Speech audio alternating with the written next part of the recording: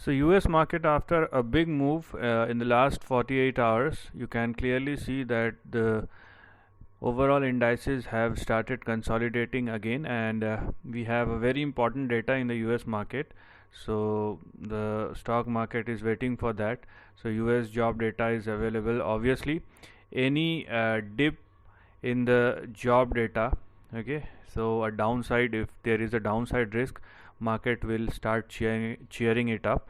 And the Fed has already given its own commentary, and I have said this thing a couple of I think weeks back, that it does not matter. Stock market is always a future discounting machine. So market has already been factored in. Obviously some institutions, or most of the institutions, have their their own house analysis, and they have already found out the terminal rate, the rate at which the interest rates are going to peak out. So they have already have that thing, and most probably market has already factored in, and any recessionary indicators will uh, increase the momentum in the stock market. So with this, let us start analyzing the move. So this is Dow Jones, and a breakout has already happened if you are looking at the price chart of Dow Jones. But because there is job data which is due in or before, or which will unveil before the market session or in between the market session, so volatility will be at its highest. So please take a note that we have our immediate support of 34,300 and stop loss of 33,374. The reason for this much gap, or the reason for the gap between support and stop loss of 1000 point, it's because of the volatility expectations, okay, because the volatility is going to be on the higher side. So anyways, don't try to go below these two levels, and if there will be a positive report which market finds positive, then obviously beyond 34,317 we have 35,396, 35,781 and 36,590 or 600 on the upside. Talking about the SPX,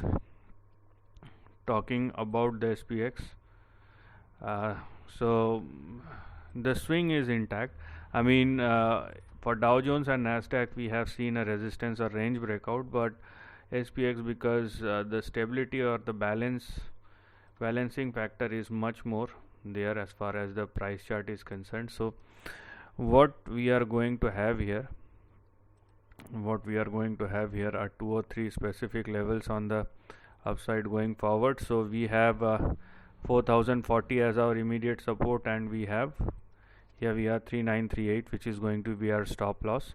And the stop loss and support, the difference between both of them are big, and as I told you, because of the volatility factor which may play out in the market if things does not looks good, even for the couple of minutes or couple of hours, it does not matter, but you need to know the important levels. And as always, on the upside we have 4190 and 4340.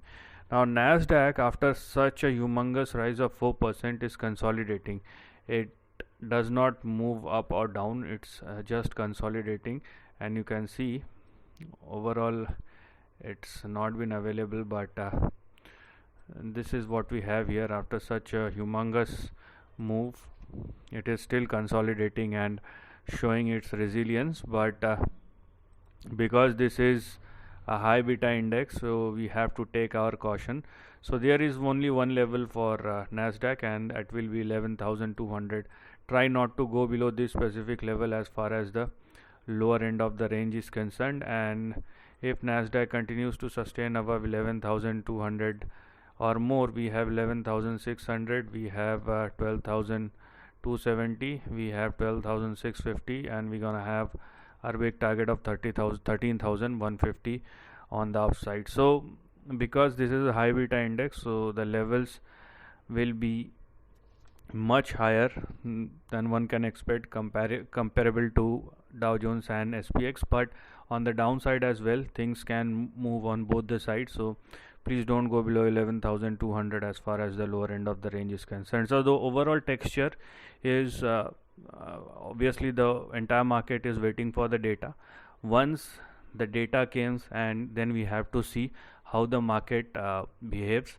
Obviously volatility may increase, and that's why we have at least I have given big support and stop losses. So it does not mean that eventually, let's say, market will fall in the mid of the session and you will see 800 or 1000 points move. Then you must know your support from where an eventual buy start comes into the market. So this is the end of the video. Thanks for watching.